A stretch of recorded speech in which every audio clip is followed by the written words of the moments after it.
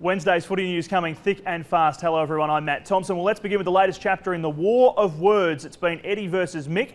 Now it's Eddie versus Damo. Our own Damien Barrett coming under fire from the Collingwood president for daring to ask whether or not Eddie had a transition plan of his own in terms of moving out of the presidency at the Magpies, a position he's held for the past 14 years. We contacted Ed to date, put the question to him directly. He said he had no interest in commenting on that question, but he has had this to say about Damo's column.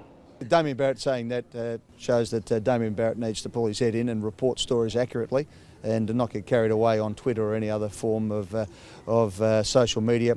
Look, Damien's been a close friend of Mick's over the years, so maybe he's supporting Mick, but I don't know what's going on, but maybe we need to start drug testing the media as well as the players.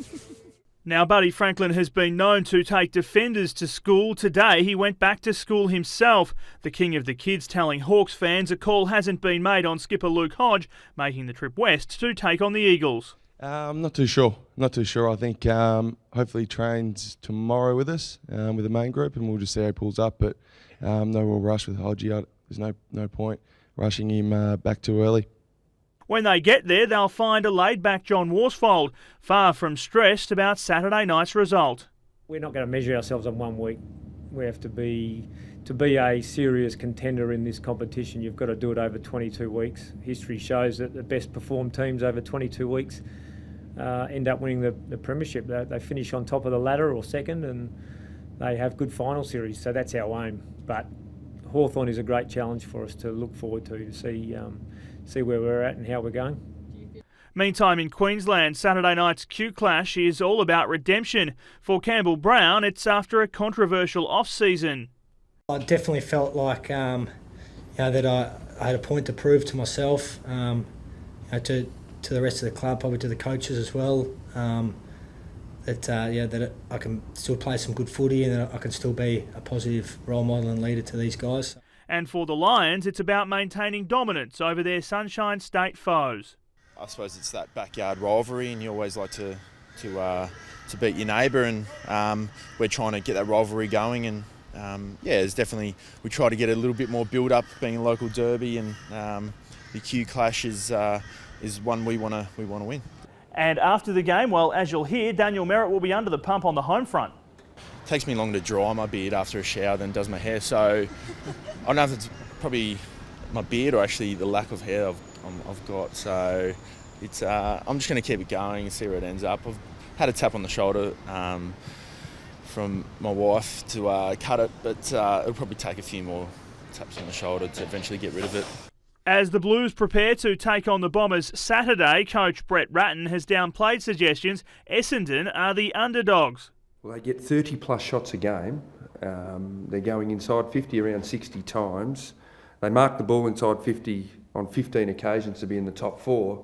I think they're going a bit better than they're letting on. Maybe a few, as Robbo would know, a few smoke screens going there with that team and trying to just cover up. But, offensively, they're playing some very, very good football. Israel Folau may be in doubt for the Giants' next game, but in Sydney's Greater West, Dermot Brereton has rolled in, and he's back the Rugby League converts' long-term prospects. Give me a size, give me a shape, give me some attributes, I'd take Israel Folau. And that's no lie. He does some things which are instinctive, which very, very few players in the AFL circumstance who've grown up with it can naturally do. 2 losses and just the 1 win have led to an unusual feeling at the Cattery early in the season. Coach Chris Scott says he has full confidence, though, in Paul Chapman, despite his recent indifferent form. We thought he was pretty good in the first game, but yeah, he's not up to his usual lofty standards. But that's a pretty hard level to maintain. He had a really good pre-season. He played some good footy through the pre-season competition. And we're expecting him to get back to his best really quickly. But it's a fair observation. You could probably make the same observation of another 10 or 12. Melbourne will once again pay tribute to Jim Stynes. Sunday's match against the Bulldogs billed as a celebration of the Irishman's life. However, the Demons have no choice but to focus on stepping up their on-field performance. Treat it like any other game.